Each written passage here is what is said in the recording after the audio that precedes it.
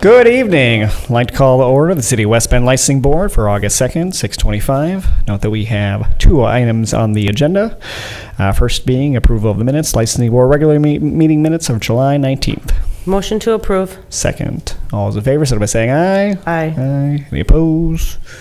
Thank you. And our single agenda item for consideration is original amusement arcade license. Motion to approve. Second. Any discussion on this? Seeing none, all those in favor, so by saying aye. Aye. Aye. Any opposed? Thank you. And having no further business for the licensing board, I adjourn by the call of the chair. Right. With Alderman Bushlick out this evening, I will Yeah, be doing... why wouldn't Alderman Mattel take over? We've made a big case of following seniority for temporary chairs. Well, our precedent has been that the committees just switch off if one committee chair hasn't been here. Okay, I'll find that in Okay. the code. I mean, Justice, if you'd like to read this, you're more than welcome to it. Okay. All right. So as the finance chair, I will be covering this meeting this evening. So I will call this meeting to order. First on the agenda is the approval of minutes. Board of Public Works regular meeting from July 19th, 2021. Motion to approve. Second. We have a motion and a second. Any questions? All those in favor? Aye. Any opposed? Great. All right, we have a couple items for consideration this evening. First up, we have the approval of the long-term stormwater maintenance agreement for Trails Edge. Max is going to tell us about that. Hi, Max. Hello, thank you very much. This item is another approval of a long-term stormwater maintenance agreement that we put in place with properties where we issue a stormwater management permit. This agreement is to ensure that the property owner will install and maintain the stormwater management facilities as planned. And this one is for Trails Edge, which is a development along Forest Avenue where the Gale Company used to be. And it's a large apartment building. And the language is standard in the agreement with the specificities for their facilities on their site. Therefore, we recommend that the board and council approve the agreement. Motion to approve. We have a motion and a second. Any questions or discussion with Max? All those in favor? Aye. Any opposed? Wonderful, that carries, thank you. Next, we have the award of the C2109 epoxy pavement markings on 18th. Take it away, Max. Thank you again. We advertised to refresh epoxy pavement markings on 18th Avenue from Decorah Road to Morgan Street, and we received 2 bids on Friday, July 23, which are listed in your memo. The work will consist of applying this new epoxy pavement marking over the faded markings that exist in that area. We reviewed all bids and we reviewed the qualifications of Century Fence, the low bidder, and based on previous work done in the city, we find they're capable of completing this project. Therefore, we recommend that the board and council award contract 2109 in the amount listed of by Century Fence for $22,810 with a contingency fund of approximately 5.2%, not to exceed a total allocation of $24,000 for this project. Motion to approve. Second. We have a motion and a second. Do we have any other questions or anything for Max? All right, all those in favor? Aye. Aye. Any opposed? Wonderful, that carries. All right, and then we also have the award for C2112, crack and joint sealing of pavement at various locations in the city. Thank you again. This contract is one that we try to do every year. It's part of our pavement maintenance program. We try to address streets where cracks are developing in order to slow down the impact of water or snow melting, infiltrating the lower layers of our pavement. So we received bids on Friday, July 23 as well. For this contract, we received 3 bids that are listed in your memo. And the work would include crack sealing and joint sealing in various streets throughout the city. There is a map attached that shows the extent of this work. We had bid this work with a base bid and an alternate, and based on available funding, we're able to award both the base bid and the alternate. The low bidder is American Pavement Solution from Green Bay, Wisconsin. So we would recommend that the board award contract 2112 in the amount listed in their bid for $217,904, and also allocate a contingency for a total allocation not to exceed $230,000 for this project. Second. We have a motion and a second. Does anyone have questions for Max? Alderman Allen? Yeah, Max, it shows here that the pre-bid estimate was $117,140. We're ending up with a total bid of $217,000. Is that still within reason? Yes, that is something that we discussed with actually two of the three contractors. The reason for that is that we built the estimate based on the amount that we usually estimate for crack sealing in our streets.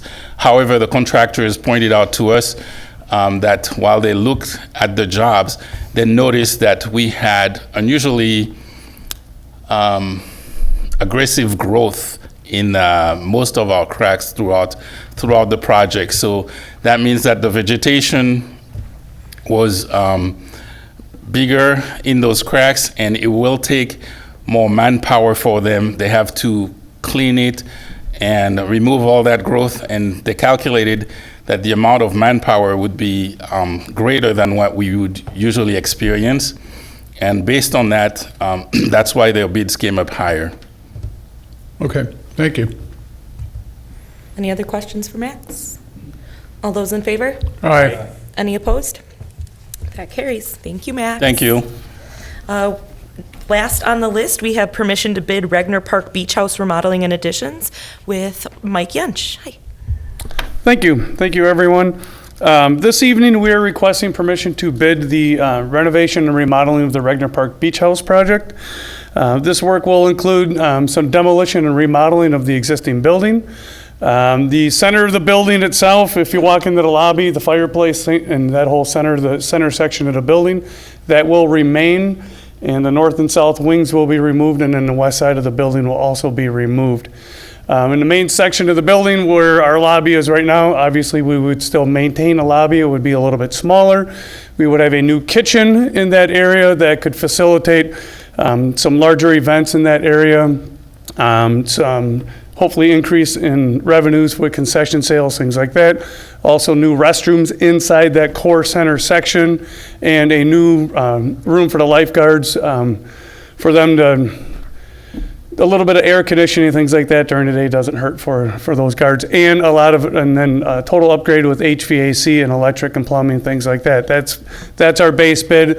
On the south end of the building, which is now the men's changing room, that changing room would be demoed, and we would build an open air pavilion at that on the south end of the building, attached to the building, and then two patios, one on the beach side, one on the west side there. Again, we can facilitate different rentals, different activities, while the beach is open, but also when the beach isn't open, we're hoping to have a lot more activity down here. The north end of the building right now is a ladies' changing room. That would also be demoed. In that location, we would construct two family changing rooms and also restrooms that would be open and available to the outside. Right now, when the beach house is closed, we have no restrooms in that end of the property because the restrooms are internal right now. We would have some of the restrooms to the outside world. Beach house is closed spring, fall, or even in the evenings like this. We would still have some restrooms at that end of the property. And then on the west side of the building, we would have a community room there with a small kitchen. That room would be just under 1,600 square feet. Again, we could use it for recreation programming. We could use it for facility rentals, parties, weddings, small special events, things like that. And lastly, and somewhat very important, is additional parking. We will look at constructing a new driveway and a small 44-stall parking lot just to the northwest of the building. That is one of the things we are definitely in need of on that end of the property. So that's kind of the project in a nutshell. The pre-bid cost estimates for this project it's at $1.6 million. Construction costs, material costs are fluctuating, I'll say up and down, mainly up all year long. Things have kind of settled out, so it'll definitely make for an interesting bidding process to see where our cost estimates are. The cost estimates we did receive we did get those from our architect that's supporting this project. He seems pretty happy with that, so that's what we're going to go with at this point in time. So construction costs and our funding sources kind of are the reason why we're going to bid this out as a base bid and then 6 alternates. Okay, the base bid itself is estimated at $942,000. And that's going to be that center section, family change rooms, lobbies, kitchen, restrooms inside, things like that. And then depending on the bidding process and where things come, that's why we have the other 5 add alternates. We can pick and choose through those add alternates depending on our funding sources and what our priorities are. So instead of just lump sum $1.6 million, we don't have enough funding for the entire project. This way we can kind of pick and choose if we want the patios, if we want the parking lot, if we, where the bidding comes in. So if you want, I can go through all 6 add alternates. They're in your memo, kind of lays it out.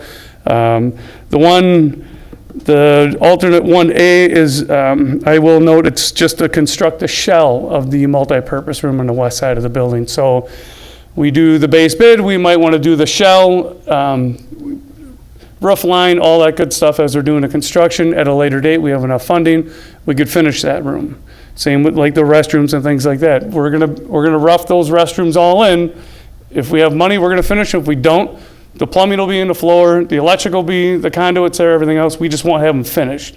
At a later date, if we can finish the restrooms or a multi-purpose room, whatever, we would do that at that point in time. So we're kind of making this the base bid, hopefully some add alternates, everything else will pretty much have shovel ready. So if the funding does come in at a later date, we can finish the restrooms, we can finish some of the other aspects of it. So again, the bidding process, it's going to be interesting where construction costs and material costs are these days.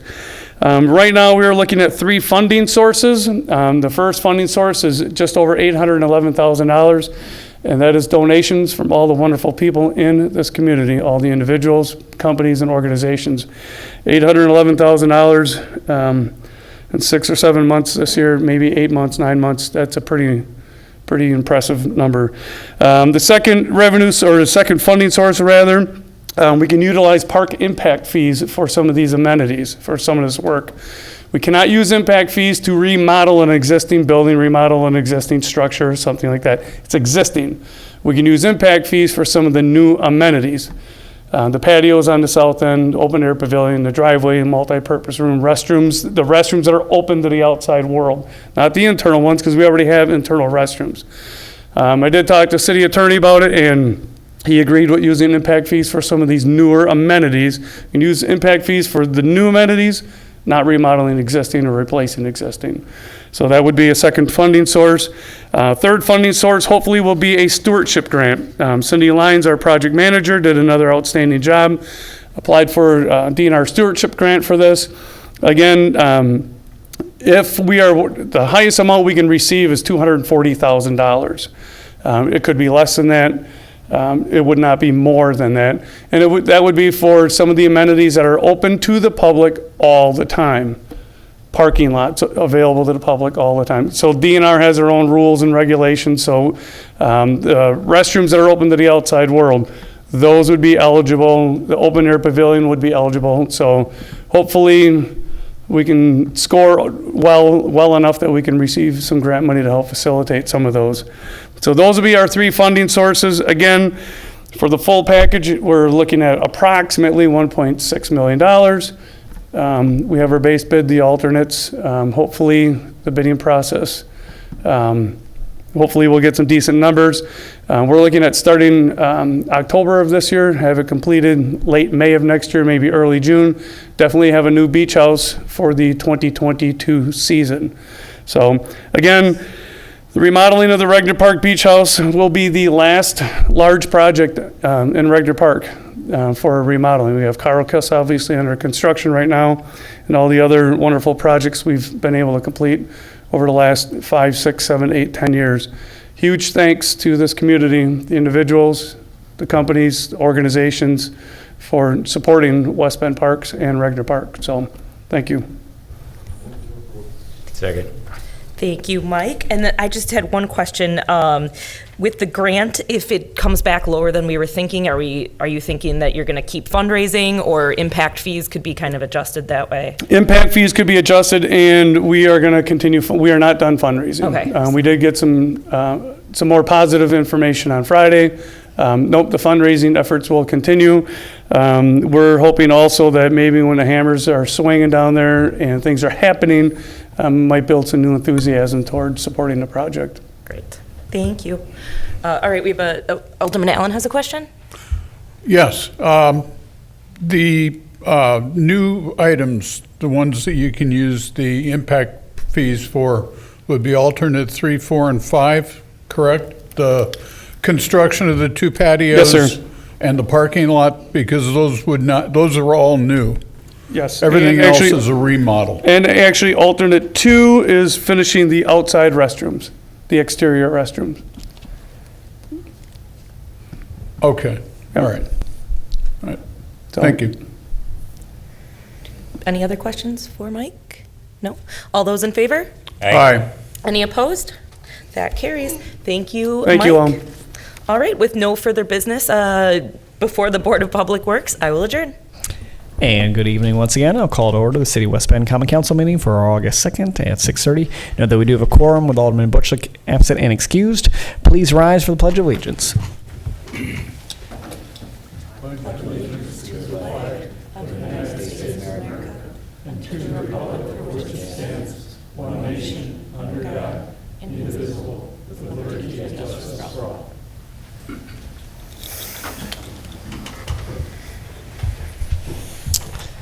Thank you. We have 12 items on our agenda, the first being approval of the minutes, the Common Council regular meeting minutes for July 19th. Motion to approve. Second. Thank you, Alan and Monel. Any questions or corrections? Seeing none, all those in favor, signify by saying aye. Aye. Any opposed? Thank you, that passes. And move on to our presentation.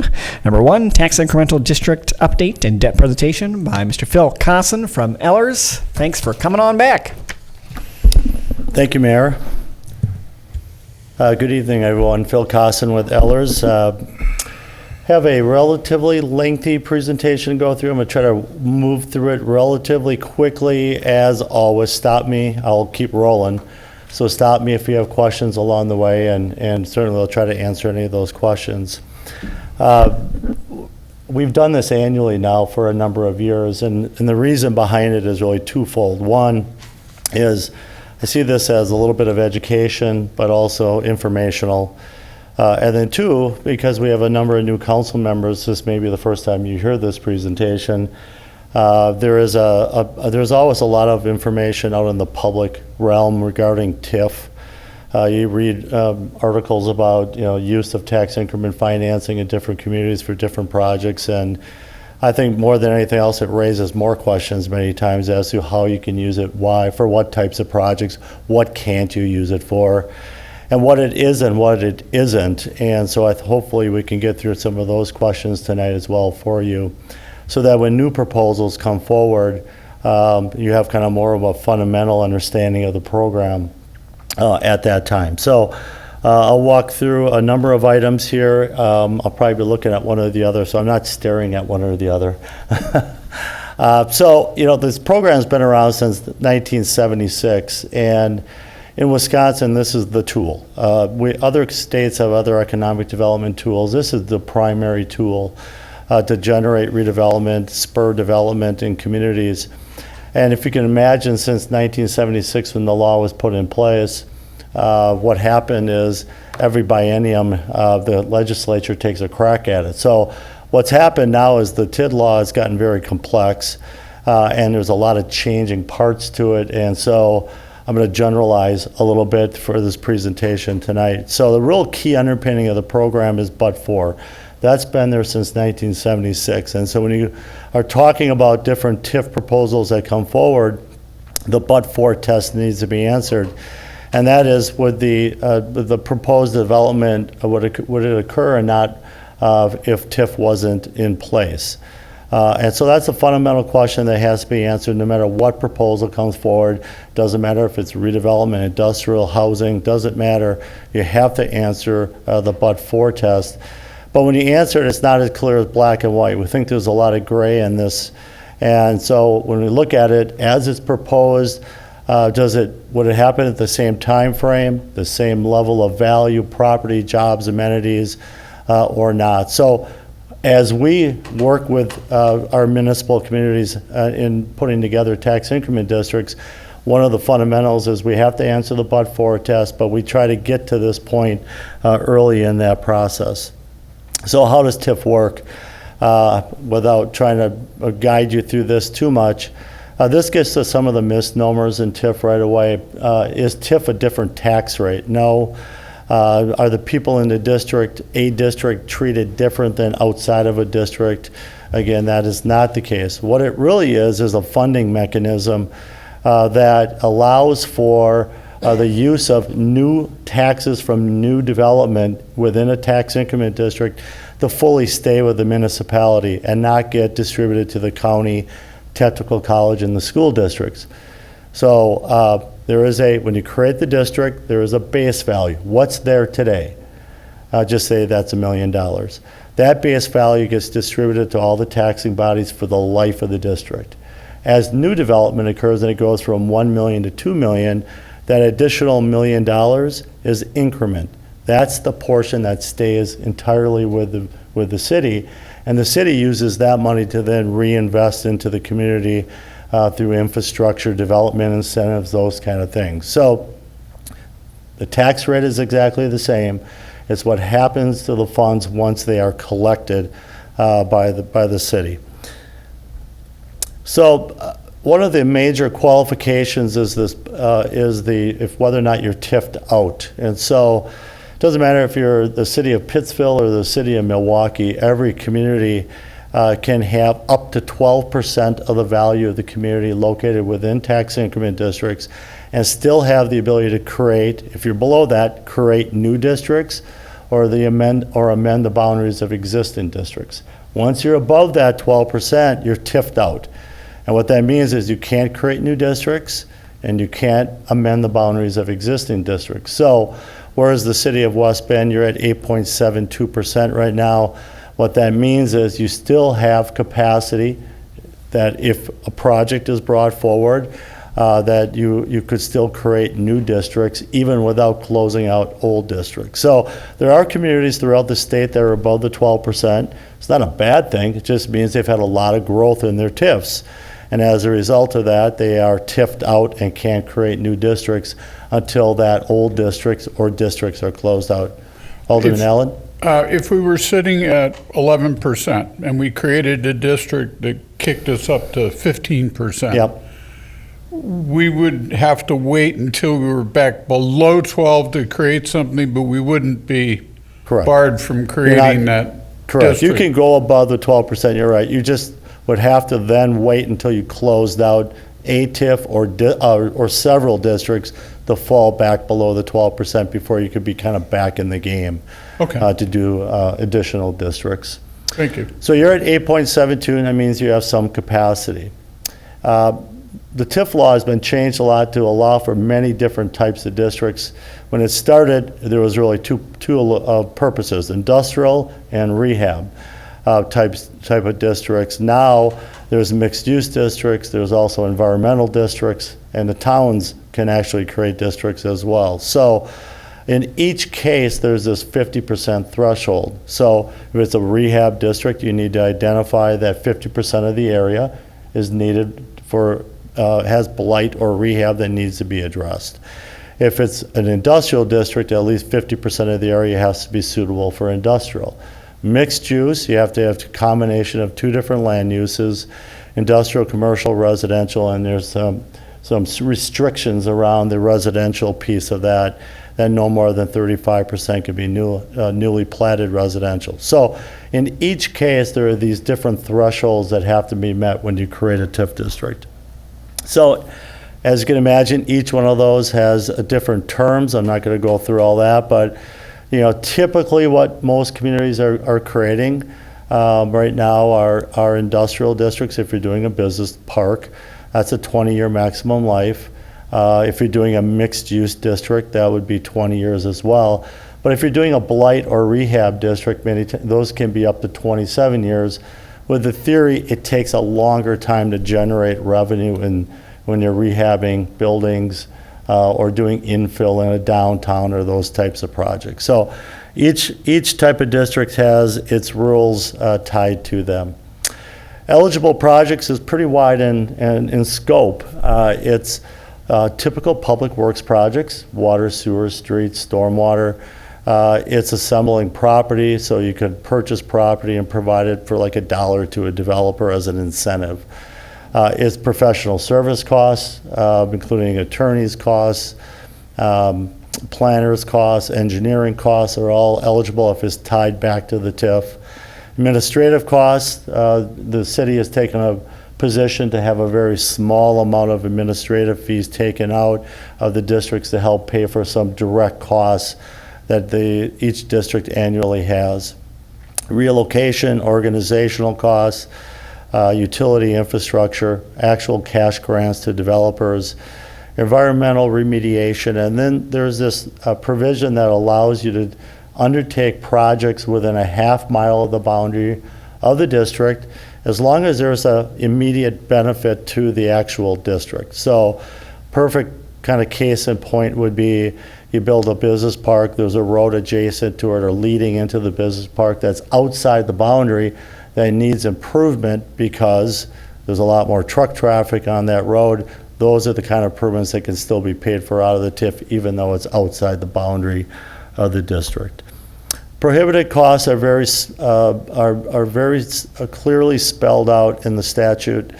Costs to construct, expand administrative, police, fire, community, recreational, library, or school buildings. So you're not allowed to do that with TIF dollars. Costs of constructing or expanding facilities. If similar facilities are normally financed with utility user fees. Now, you can still finance a portion of it, but you have to be able to show and demonstrate you're using the user fees like you would otherwise on other projects. General governmental expenses unrelated to TIF. You can't just allocate costs of individuals that have no participation in the tax increment district administration. And then, again, costs associated with newly platted residential unless it's in a mixed-use tax increment district. That's the one allowance. Quickly, amendments, you could do boundary amendments up to 4 times. You can add, subtract property. Again, you have to be in compliance with that 12% test. You could do project plan amendments at will. You just got to go through this kind of laborious process of going through the amendment, but you can add projects, but in every case you still have to go through a public hearing. You still have to have approval from the other taxing bodies, the school, county, technical college to add project costs. So it's a flexible program allowing multiple amendments through the life of the district as well. So a couple of things we hear a lot is TIF as a tax break. Well, properties within tax increment districts, as I stated earlier, are really the same as for properties outside the districts. Again, it's how the money is distributed once it's collected. Now, do developers receive incentives or companies receive incentives? Yes, in many cases they do. But that's an enticement to build or redevelop in your community. Is TIF only for blight? We hear that a lot as well. It was one of the original intents of the program, but the law it really has expanded the permitted uses, and it's not just blight elimination, it's industrial growth, it's residential growth, it's dealing with a lot of issues that communities have. And does the TIF change the zoning for property? It's not a mandate. You may change zoning. For instance, if you buy a parcel of land that has an ag use and it's going to be industrial, obviously you have to change the zoning for that purpose, but it's not mandated by the TID law that you change the zoning on all parcels. And is it easier for the municipality to use eminent domain if a TIF is in place? That's absolutely not the case either. One thing that happens from time to time is when you create these blight rehab districts, you do have to send a letter out to every property owner within the district, inviting them to the public hearing, but also stating that they are being included in an area, a TIF district, that has been deemed to have 50% that is either blighted or in need of rehab. That brings people out, as you can imagine, when you get that kind of letter. But it doesn't automatically mean that the municipality is going to get involved in any kind of eminent domain type activity. So why should incentives be offered and or provided? Well, as I stated early in this, it's really the main economic development tool in Wisconsin that you have available to you. Communities want to foster economic development and or redevelopment, so that's the primary reason you want to spur growth and see certain things happen in your community. Communities want to add or enhance property values. Reinvestment in the community does bring up the overall value that you see in your communities. Quite frankly, developers want to make a profit. We put that in there because that's kind of that gut check. I mean, there's a reason developers walk in looking for some assistance. Many times is because there's a lot of investment upfront from them into a project that's not a green site. All right, they have to buy some buildings, they have to raise those buildings, they may have environmental contamination, and therefore there's some extra costs associated with the development. The key is really to make sure that whatever profit they make is customary for that type of development. And doing a review of the developer's pro forma will allow you to get to that. The but-for clause, you want to make sure that there is a true gap in why they're making the request, that there's a gap in their financing structure to make the project profitable and allow for it to occur. But always do your due diligence as you go into these. When is the incentive provided? This has evolved over many years. I would say most TIF districts, when they were created way back before my time at Ellers, the community financed projects up front and was kind of an equity partner in the deal. So they bought land, they assembled property, they put in the infrastructure, and it's the field of dreams. If you build it, they will come approach. And that's kind of how TIF was for a long time, over a number of decades. That's what we typically saw. It's evolved a lot where now there's a lot of pay-as-you-go, where a developer only gets reimbursed back if they generate new taxes, and a portion of that comes back. If you think about TID 15, a good piece of that, downtown development, the HKS is doing is pay-as-you-go. They get reimbursed back only if they are successful. And that's how a lot of these deals are financed now.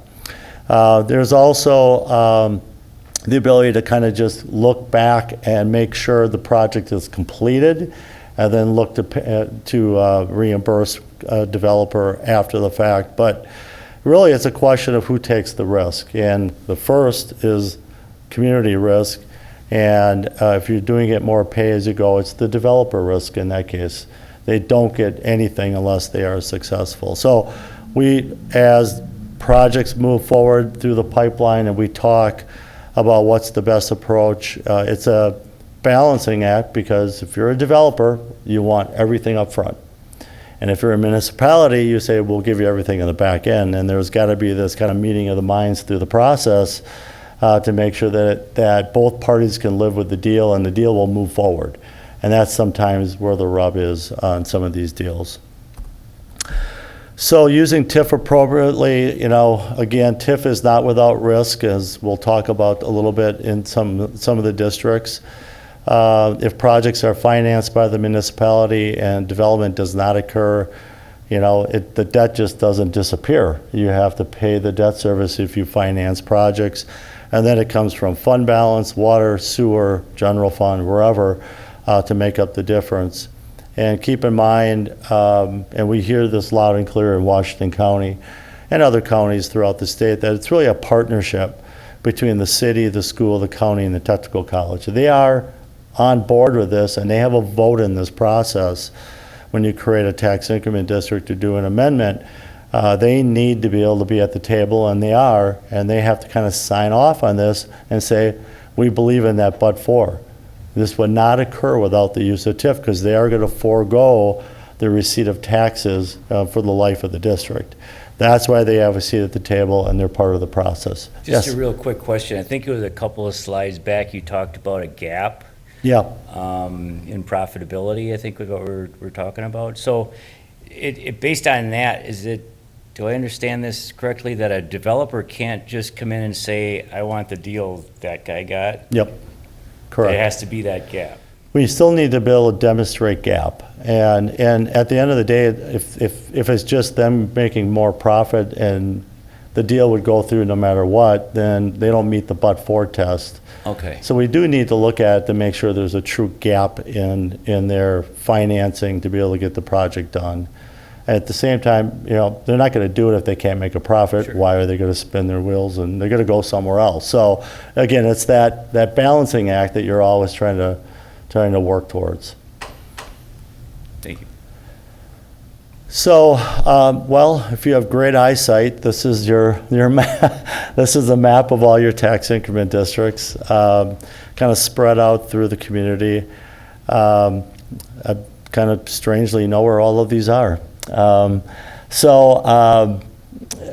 Again, we kind of had this in landscape before, and then you're trying to read it upside down, or sideways. But this is the boundary map showing all the boundaries of all the tax increment districts that are in place. This is probably a little bit better depiction of what's out there. And real quickly, these are the districts. Some kind of have a name to them, or they all kind of have a name to them, but Wingate, Hartigan, Serigraph is TID 3, kind of all towards the airport. It started with a TIF district for Serigraph, and then moved north across the river for the business park over there. TID 4 is the corporate center on the south and west side of the community. TIDs 5, 9, 10, 14, 12, 15 are all kind of in that downtown general area where you have a lot of tax increment work that's been done over the years. So these are all the districts that have been created. The West Bend Manufacturing, TID 14 is the Milwaukee Tool site. Gale Company, TID 12. So you could kind of see TID 11 is South Industrial Park area. So kind of spread out through the city. And I kind of did a little slide on each one of the districts, kind of just little facts of each one of them. I know Mark does a great job with kind of the annual budget for each of the districts, and Carrie puts together the budget summary for the TIFs. And so we work collectively to make sure that our numbers tie back to their numbers as well. So I'm going to start by showing you this chart, which again, I'm sorry is in very small print, but and my eyesight's going, so I'm going to have to look at this one. What we're getting at in this chart is what is happening with the tax increment debt service. Because at the end of the day, as I indicated, you got to pay all the debt service related to the tax increment districts. And so, as you can imagine, most of the TIF districts were created quite a few years ago. As a result, a lot of that debt is dropping off and or paid off now. So if you look at this from left to right, it's TID 3, the debt is paid off by 2023. TID 4, all the debt is paid off in 2021. TID 5, it's all paid off in 2025. TID 6, all the debt's been paid off, and you can see as it go across the page. So what's happening now is we're at a point, and I'll summarize this in a little bit, at a point where some of these districts that had shortfall payments reimbursed or paid by the city either through the water, sewer, or general fund are now recouping those costs back. And I'll come back to that point in a little bit. But this is showing debt service for kind of collectively for all the tax increment districts, including TID number 14 at this time. But we don't have anything in here yet for TID 15 because nothing's been borrowed for that at this point. But that's the only one that's not on here. So I'll give a real quick preliminary overview of the TIFs, and then I'll go into each one. Last Friday, when I was done with this, at about 3 o'clock, we found out that the equalized value numbers and the TID value numbers came out from the state. They usually come out the first day of August. They came out a few days early. And what that is you have a new value of the whole community. It's been equalized by the Department of Revenue. And at the same time, there is an increment value certified by the Department of Revenue for every single one of the tax increment districts. So the first point here, Thursday, I guess, 7/29/21, the new TID valuations were released. In 2020, the total value of all the TIFs was $278,279,000, and that's increased to $303 million. So that's not just new construction, but it could be new construction plus just property appreciating in value, so it's a combination of the two. So you've seen good growth in the tax increment districts, even though a lot of these TIF districts are already kind of matured. If you think about some of the districts that are matured already, you're still seeing some growth. And really, not much is hit in 14 yet, so there'll be more growth there, and in 15, et cetera. So good news, you're still seeing growth in your tax increment districts. And why that's important is it enables you to generate more revenue, that increment, to pay debt service and reimburse the water, sewer, and general fund, and or close out districts earlier. So it's good news. So if you look at existing TID cash flows, again, there's some of the TIF districts have really tight development agreements with a specific developer, with an agreement with them that they pay shortfall payments and they get reimbursed back on those shortfall payments. So TID 3, you have a tax increment district that the developer of TID 3 has been paying shortfall payments to the city, and now that's flipped starting in 21. The developer will start being reimbursed back because there's excess increment coming from TID number 3 starting in 21. And from 21 going forward, there'll be excess increment that'll be able to reimburse the developer and reimburse the water utility. So TID 3 owes the water utility money, and that's going to start coming back as early as 2021. So that's good news for the water utility. TID 9 and 5, two of the downtown districts, shortfalls are being made up with revenues from TID 4 and 6. So a number of years back, we asked the other taxing bodies, the school, county, and technical college, to allow for revenue sharing from 4 and 6 to help support 5 and 9. Again, we have to go through that. They have a vote in that process, and they granted that ability to do that revenue sharing. And that shored up essentially the debt service then for the ability to pay 5 and 9 and start reimbursing back out of future revenues. TID 7 as a shortfall payment that's been eliminated in 21. So again, there's no shortfall payments scheduled going forward. TID number 10, shortfall payments are made by the developer. They were eliminated in 21. I haven't analyzed it since Thursday. It's always kind of close on that one. But again, a airtight agreement where the developer pays shortfall payments if there are any, and they have made those payments historically. TID 11 and 13 have modest shortfall payments that are being levied, but they're very small.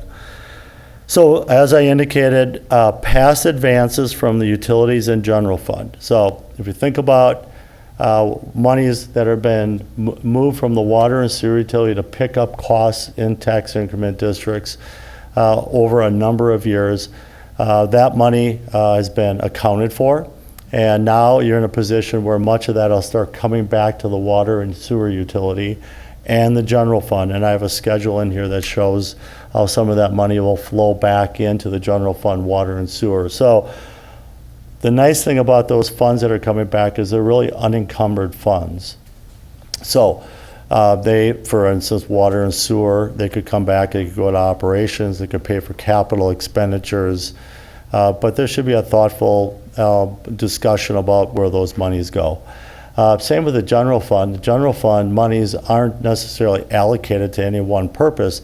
They'll come back into the general fund and then they can be just used for other purposes. Again, capital or operating, whatever you decide through the budget process where those funds would go. So that those funds, unlike most funds that come into a municipality, are kind of unencumbered, meaning they don't have specific rules and regulations tied to them of where the money needs to be spent, because it's money that came from that fund before. So those repayments will start already in 2021. So into the tax increment districts, I'm going to kind of rifle through these really quick. TID 3, again, created in 95. It was an industrial district. There was an agreement with Ziegler-Benz. There was a meeting last Thursday with the principals of Ziegler-Benz. 27-year TID, they're allowed to stay open for an extra 10 years to collect revenue. So up to 32. Expenditure period, they can't spend any more money out there. They can, the city can't spend any more money. It was amended in 2011.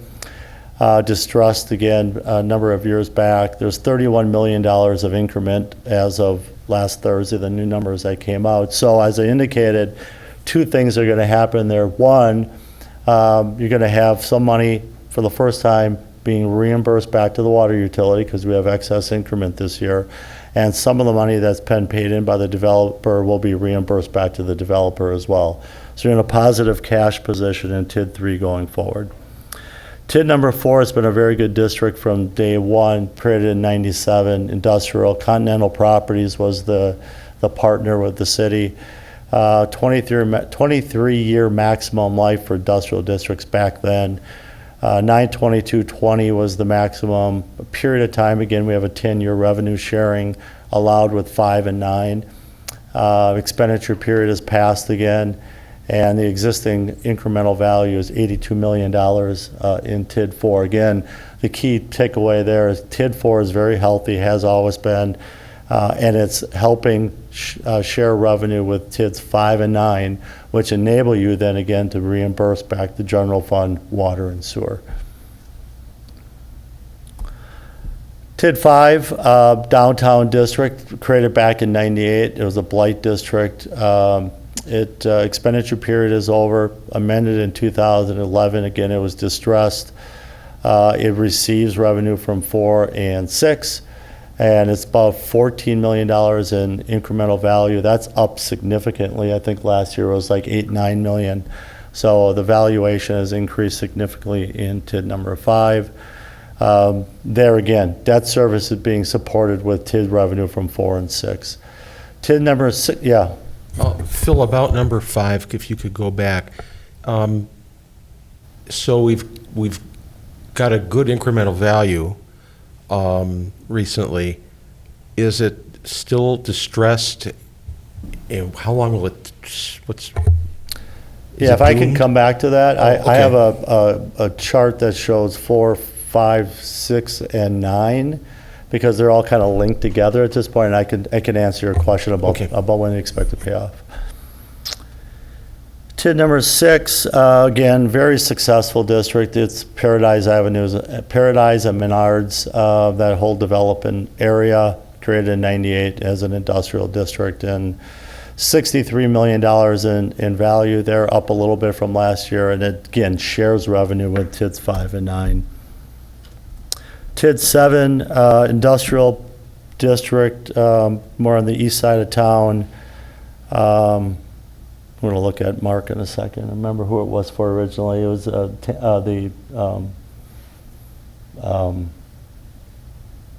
no, it'll come to me. I can't remember who the original, for what company it was for originally, but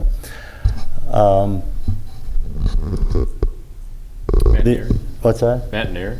Matt Nair, yeah. Matt Nair. Matt Nair, yeah. So there's $11 million in increment, and it's kind of holding its own, is what the best way to put what's happened with TID 7. TID 7 will be closing out in 2022. TID number 8, Continental Properties, nothing has really happened in TID 8. You think about it, it's south of TID number 4. And there's not much has really ever occurred out there. We've talked about closing the district, but it's a large property that if the right user came in, you could still house there. But it's the incremental value you see is really just the value of the land increasing over time. TID number 9, Veterans Avenue and Auxiliary Court. A lot of redevelopment in this area that's taken place over time. Created in 2003 as a blight district. Here we had a distressing, meaning we can add 10 additional years of revenue collection. There's been amendments here as well. Again, they're receiving revenue from 4 and 6. And even with that, you can see there's a really small amount of money that's coming into that district. So there's pilot payments for some of the development that's occurred there that is coming in addition to that. River Shores, I think everybody understands where River Shores TID 10 is. Major redevelopment project. Hendricks Group was the development group that was partnering back in '04. It's at a pretty healthy position, about $40 million of increment. It's a district that over a number of years, the agreement with Hendricks Group is they make shortfall payments. And up till 21, they were making shortfall payments, and then they'll be reimbursed back those shortfall payments per the agreement. But it's kind of one of those, again, that teeters between them making payments or getting reimbursed back on a year-to-year basis. But it's kind of holding its own as well. TID 11, River Road Industrial Park, $20 million of increment, kind of your South Industrial Park area. Cryle Camp was the main partner in that district, and that district really holds its own from a cash flow perspective as well. The Gale Company site has really been kind of a transformation area for the city. We continue to see development in that TID 12 Gale area. If you think about what it was and what it's become and going to still continue to be, a lot has changed. There's 32 million of increment out there now. And again, it's a pretty healthy district for the city. The Amity Site, that's who I was thinking about earlier, Amity Site. This is kind of an overlay over a portion of TID number 7 and picks up some of the industrial over in that area. Cryle Camp and Serigraph were the key contributors. Very small district, very little debt outstanding. It really has a positive cash flow, but it's not going to close out early. TID 14, I think you're well aware of what's happening with the Milwaukee Tool site. There's been a couple of borrowings related to Milwaukee Tool for the initial phase of that development. They're at $3.6 million, which is a partial valuation of what they have coming out there. We expect that district to do well. And TID 15, I don't know if we need to revisit. We just spent a lot of time talking about the HKS downtown riverfront housing site. I fully expect in the next couple of months to be back in front of you talking about, per the development agreement, what the requirements are from the city, contribution to that project, but we'll have that discussion at that time. So I know this is hard to see, and I apologize for that. I don't know, Jess, is there a way to blow this up at all or on here? Oh, okay.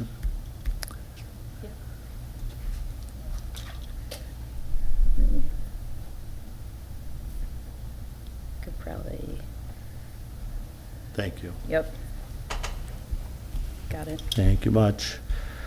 So, interesting, as I've talked about this quite a bit, and that is what's happening with TIDs number 4, 5, 6, and 9 at length. And we spent quite a bit of time working with Carrie and Mark and everyone else and Jay regarding kind of what's happening here.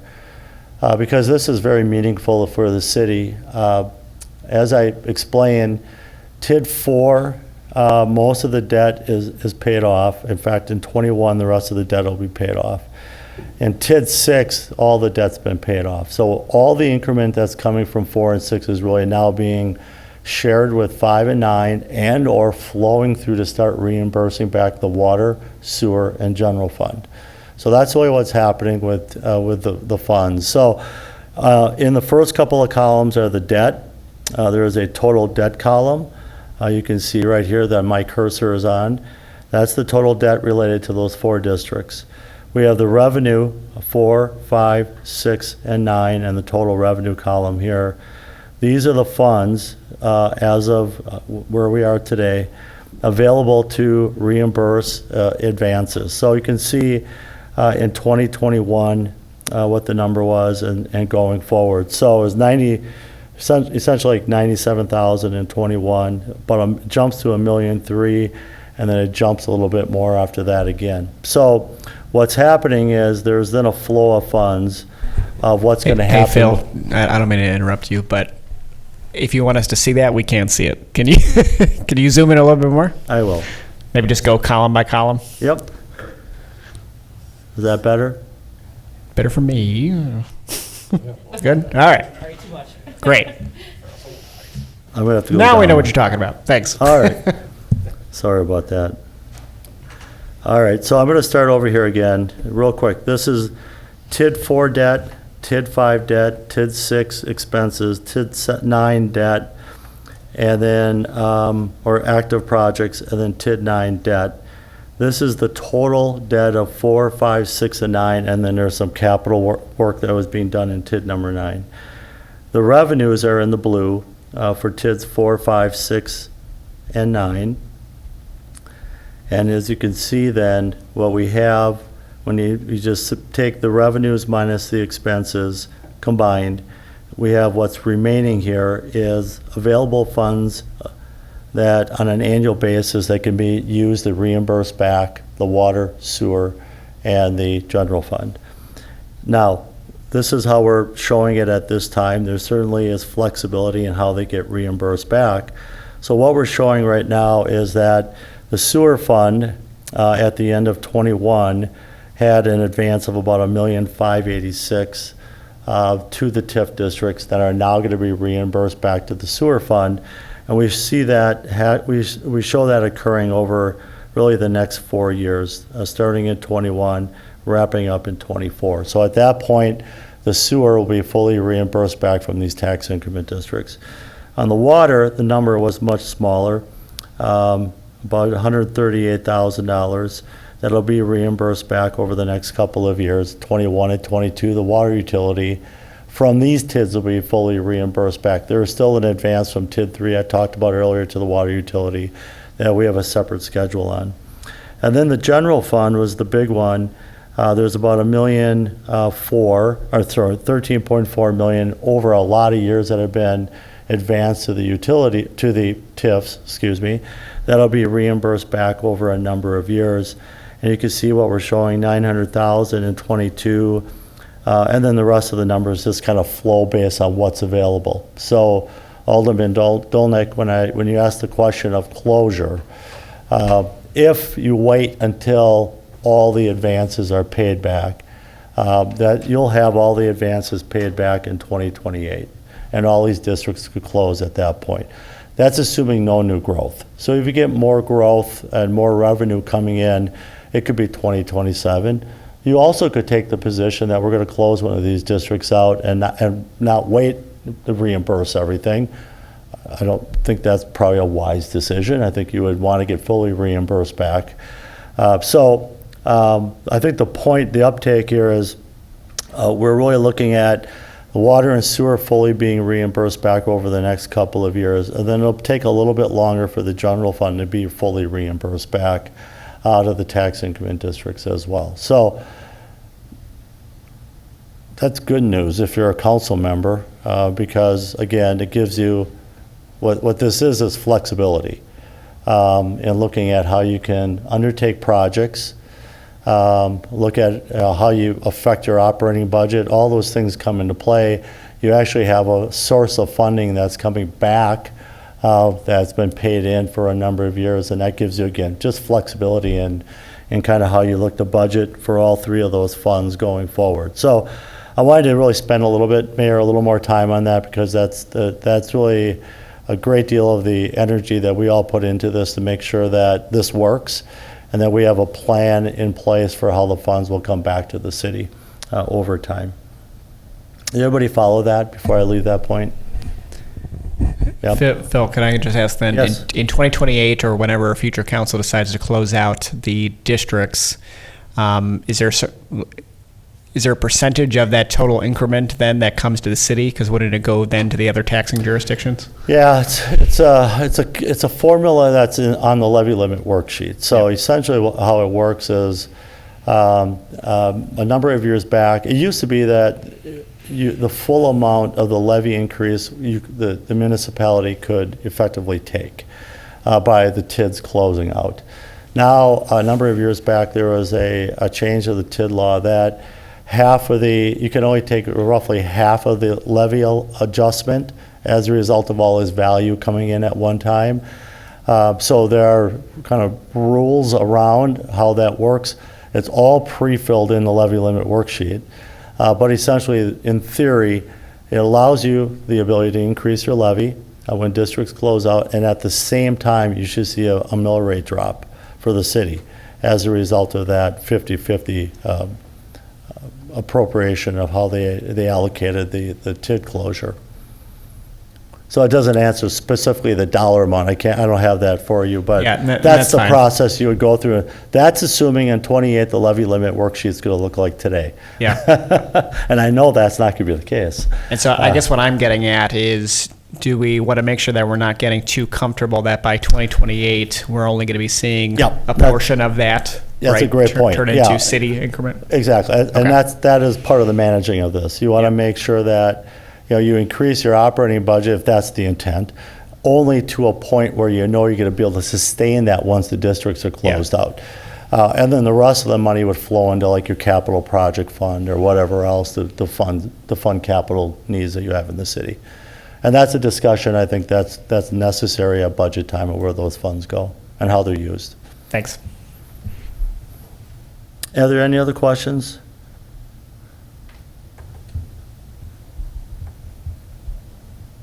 All right, I'm going to try to wrap this up. You've been listening a long time.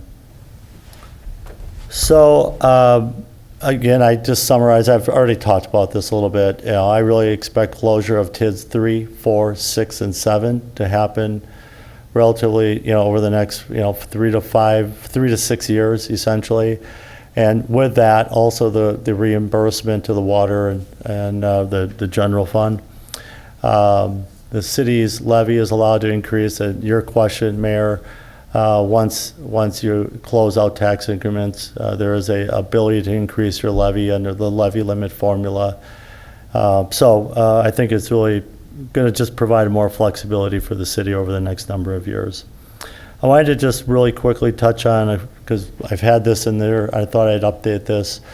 That you do have kind of a debt and debt management philosophy in the city that has been relooked at for a while, but currently you have had a practice over the last 5+ years to reduce the overall debt burden in the city, and you have pretty significantly reduced the debt burden into the city. You typically borrow up to $3 million for annual capital. You're paying off more than that on an annual basis, so that's why your debt is dropping off. You have exceeded that amount when you've included economic development type projects like TIF, and last year you did some road projects that were outside of that. So you're trying to keep, per policy, your debt burden at least 50% of what's allowed. You're well below that already. Always taking advantage of refunding opportunities. Again, in the next couple of weeks, you're going to see me talking about refunding existing debt again. There are a couple of opportunities that we'll bring forward to the city. And then preserving flexibility under levy limits by limiting the use of debt allowance. So believe it or not, you are not levying to the max where some communities are. You have a lot of flexibility under levy limits. I'm not advocating you do this, but you could levy another $3 to $4 million under levy limits. That just tells you you have flexibility, where a lot of communities don't have that flexibility. And I think with the reimbursement of these funds coming back, it'll just provide more flexibility for you in the future. Here's your debt limit, which is kind of current and future. There's a lot of numbers on here. I'm a numbers person. I apologize. If you look over to the right here, I'll try to zoom in. Where you are currently for debt capacity is over here. So in 2020, about 33%, and you're even with future debt issues, you're looking to drop off, meaning that you're well under that self-stated 50% policy for where you want to be. And so you're seeing debt drop off significantly. That's really, when it comes to our rating discussions, that's really a key component. But your debt has been dropping off pretty rapidly. And if I can zoom out.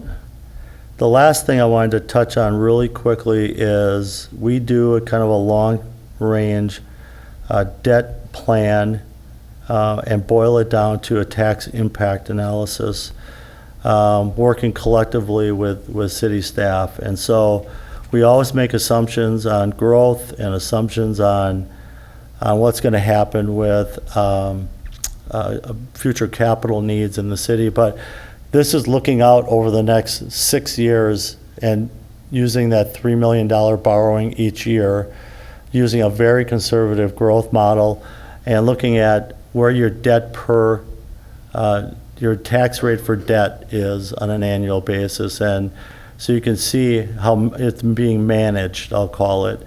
You're about $1.30 per thousand, and that even with future debt issues, taking into account future debt issues, we show that really kind of leveling out and staying around that $1.30 per thousand. So even though we're showing you borrowing that $3 million a year, we're not showing you a spike in the mill rate to handle that, but actually having it being relatively flat and managed. So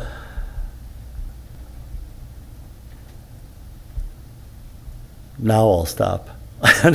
See if you have any questions. I know I went through a lot. I think there's 3 points I wanted to make, big picture. One is our assumptions have typically had very little growth. We show no growth for any of the tax increment districts at all, no future growth. We show very modest, like 1% growth in the city, where you've been averaging more like 5-6%. All of that is kind of baked into this. So we expect numbers to be better, and these numbers would look better. Maybe you can close out the districts earlier, because there's a benefit to doing that for all the taxing bodies. So we tend to be pretty conservative in the numbers we use. You'll have a lot, as I've said over and over, a lot of flexibility, because again, you're able to reimburse back what you've paid back. That's allowed under the little TID law, is you put money into the TID. If you have excess money coming, you have the ability to reimburse yourself back. That's now happening, which will provide a lot of flexibility for the water, sewer, utilities, and for the general fund. And I think this is all being managed pretty well. We, from a debt practice, the goal a number of years back was to see the debt levy drop and to see the amount of debt outstanding drop off. And that has truly happened over the last number of years, where we've seen the debt burden drop off. And that helps with the rating by S&P when we go through the rating process as well. So I think this is a little bit better picture than I showed probably last time. Thanks so much, Phil. I know it was a long but an important presentation, so I appreciate you being here and going through the information with us. I'll just do a couple comments that, I think, and I'm sure other communities can relate to, that throughout the pandemic, we were a little unsure with how things would shake out with our values and assessment. So it's great to see that, we were able to weather the storm and continue to be successful. And I know for myself and a couple of others of us who have been on the council for a while now, we kept talking about seeing the light at the end of the tunnel. And so feels pretty good to be here now at this point. So good stuff. But I'll open up if there's any other questions from the council. Yes, sir. I assume that we'll get a copy of this. Yep, I emailed it to you while we were Yep. meeting. Oh, okay. Any others? By flexibility, does that mean that we're going to be able to start hiring help for people like Max and Mark and a couple of the other departments that are falling behind? Is that what you mean by flexibility? I'm not tackling that one. Okay, that's a yes. Great budget discussion. I mean, we are getting help for Max specifically, if you're asking about that. I know that was in the budget. Jay? Yeah, it was highlighted last meeting to add a position, engineering tech in engineering, and then we have in our long-range plan to add one in community development as well. Yep. For 2023. Yep. Just a quick thought. Is there any comments or ideas for, or if it can be done, can any of these reimbursement funds be used to tackle principal of that debt faster? And would you recommend that, or is it better just to have cash in hand for capital projects? I think given how low interest rates are, we'd have to, the only thing you could prepay would be like callable debt. We could look at that as an option for some of the funds. That's a possibility. Right. It's something we can certainly look at. Rates are very low, and most of your debt is at a very low rate, but it's certainly an option we could look at. Keep in mind also, you have a significant amount of ARPA funds coming in as well over time. That'll be really earmarked for water, sewer, broadband, and maybe a few other things. So there's additional funds coming in for those projects as well. Good stuff. Thanks. All right. Thank you. Any other questions? We're good? Thanks, Phil. Thanks for coming out. All right. And with that, we'll move on to our consent agenda at 7:30. Yep, thank you. Second. Thank you, Alan and Monel. That was consisting of items 2 through 6. Any questions on those? Seeing none, all those in favor, signify by saying aye. Aye. Any opposed? Thank you. Move on to agenda items for consideration. Number 7, request by Habitat for Humanity to close and use the city-owned Walnut Street parking lot and various city streets for German Fest for August 25th through 30th, 2021. I know Russ is here in the audience. I don't know if I could put you on the spot. Do you mind just sharing with us what you got going on? I know last year was kind of a weird year, and now you're back at it. Hi, my name is Russ Wanton. I'm the Executive Director of Habitat for Humanity. Last year we attempted to put on a very modified German Fest. We did break even, but didn't do all that much. To give you a previous example, in 2019 we had a record year of Habitat, netting about $98,000 at German Fest. And so what a difference having it downtown makes, and what a difference it makes to our program. We were able to build one new home in West Bend with those dollars, and so we are very grateful that you allow us to continue to hold on this 35-year tradition in downtown West Bend, and we think it's going to go pretty normal. We're going to have a lot of precautionary things out there, and the one thing we're not going to let anybody do this year is pass around 2-liter boots of beer and drink them together. All right, so that's not going to happen. But otherwise, a 1-liter beer boot is going to be allowed. So anyway, thank you very much. Second. Thank you. Kaler and Mel. Russ, do you mind if I just ask you a question quick? Sure. So knowing that you had the summer off, and I thought about this just attending Regner Fest. I mean, is there thought about using that great facility that we have over at Regner and the pavilion and all that space? Wow, I feel like the chief is up here now. He did it. He really did it. We have looked at that. We've actually taken, I think our biggest concerns are to have a tented-in dance facility. all right?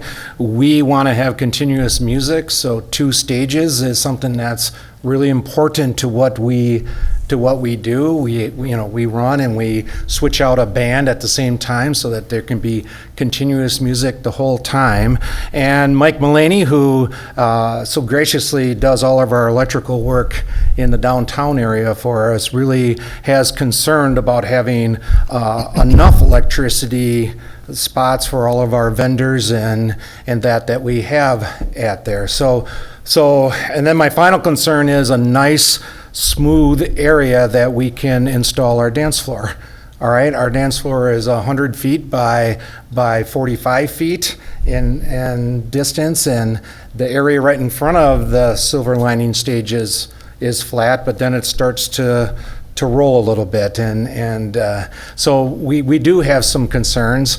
The final thing is the 35-year tradition, and then the other thing is, if you've ever been to Germany, and I have been there multiple times because my wife's a German teacher, German Fests are held in the downtown region of the community, and that's a wonderful tradition that was established here, and we wish to continue it.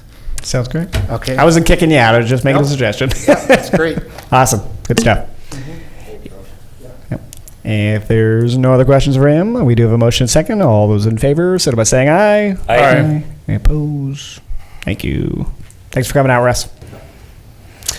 And we're on to number 8, Ordinance ZPU-21-002 to add a PUD planned unit development overlay district over the existing RS4 single-family residential district to allow for a single-family residential development to add 2 new homes with the 2 existing homes at 208 and 210 North River Road. Jim, welcome. Good evening. Tonight's request is for an ordinance to amend the zoning for this property to add the overlay district for the PUD. This is to provide for, there are 2 existing homes on this property, and the owner would like to add 2 more. The property does allow for additional units on the property. It's kind of a unique one where it's kind of off the beaten path from River Road. And so this PUD would allow for that flexibility for the development. The second item follows after this, after consideration, and that's the actual developer's agreement for that. And that addresses the sewer connection, the use of a private well, and also the future connections for city water for that, along with access for that subdivision, or that development, I should say. Sounds great. And Second. thank you, Dolnick and Model. Any questions for Jim? Seeing none. Oh, I'm sorry. Yep, Alderman Allen. Yeah, you said that the space available is allowed under their current zoning. We're just changing the number of units by making it a planned Correct. development. Correct, yeah. The density falls within the parameters of the RS4 or the residential zoning for that. Okay, thank you. Sounds good. Any other questions? Seeing none, all those in favor, signify by saying aye. Aye. Any opposed? Wonderful. And then number 9 continues that. Developers Agreement for Zoning Amendment ZPU-21-002. Developers Agreement for the development of 4 single-family homes at 208 through 210 North River Road. Looking for a motion. Motion approved. Sorry. Thank you, Model and Kaler. Any further questions for Jim? Seeing none, all those in favor, signify by saying aye. Aye. Any opposed? Thank you. Thanks, Jim. All right, thank you. And then moving on to reports. Number 10, a report by Alderman Berkus regarding the library board meeting. Thank you, sir. The last meeting of the library board was held on July 20th at the library. It was a record-setting meeting, as it only took 11 minutes to conduct the business of the board. That was mainly due to the fact that Library Director Theory also was scheduled for activities at the county fair. He provided staff reports via email and asked for questions concerning those reports. Highlights included 7 interviews for the new Library Associate 2 positions. There are 3 internal and 4 from outside the library. Staff believes that there is enough interested candidates to fill future openings. Staff also met with representatives from MPTC and the ADRC, which is the Aging and Disability Resource Center, concerning programming for individuals over 50 years of age. They're shooting for some sort of programming starting on Fridays in September. The rules of conduct were updated, eliminating duplicates and no longer relevant references. The Youth Services Coordinator reported 1,018 youth registered for the summer reading program. That was outstanding. This is a big increase compared to 358 last year in 2020. They are also doing a hybrid style of programming this summer with both take-home kits and in-person story time. They gave out over 1,700 kits in June. The Story Walk continues to be a big draw after getting publicity on Facebook and local West Bend pages. It is true that the second law of library science, and I've been told this, okay, I didn't know this in school, but library science, every reader has his or her book. That means that books are for all, and it's active and alive at the West Bend Community Memorial Library. The next meeting of the library board is scheduled for August 17th at 5 p.m. in the library. Any questions? One question, Brett. The 3 internal and 4 external, is that just one role that we have open? That 7 people were interested in? That's what they presented as far as what they've done for interviews so far for the positions. I don't know how many actual positions are going to be filled, but Okay. it was reported. I know we've had some departures recently and some reorganization with the new director, but I can check the exact number and get back. I just was curious. It's good. Good to hear. Thanks. Awesome. Well, a perfect report as always, Brett. Thank you. All right. 11 minutes. Report by Alderman Motto regarding the Historic Barton Business Association meeting. For sure, yeah. I just like to do this once in a while, keep you guys up to speed on what's going on in Barton, because I know everybody's very interested. I appreciate the opportunity to update the council and the city on the exciting things happening in the historic Barton district of West Bend. We recently were given the opportunity to provide concessions at Regner Park after the 4th of July parade. Our biggest concern was getting enough volunteers, but I'm happy to say that one could argue that we actually wound up with too many. After all was said and done, we had by far the most successful event ever for the Barton Business Association. Again, a huge thank you to Jackie Maynard and Mike Yench and all the volunteers and donators that made this such a successful venture. So thank God we finally were able to team up with Roots and Branches. I just have to give a shout out to the new director, Amy Johnson, and their resident master garden designer, Sue Steinhoffel, for stepping in and offering their help, volunteer base, and expertise. We've been working all summer on putting together a new version of an old garden just off the Eisenbahn Trail in front of the roller mill. We've installed 2 sets of steps made out of the very railroad ties that made up the railway that is now the Eisenbahn. We've planted 20 plus flats of annuals and perennial flowers donated by Mayfield Nursery and Roots and Branches, and lined the gardens with landscape timbers. We're currently waiting to have the main platform of the rest area and sculpture bases poured with cement to accommodate 2 benches and 2 pieces of outdoor sculpture. Sculpture donated by Joe Gross and created by Tom Gross, the former art professor of UWWC for 35 years.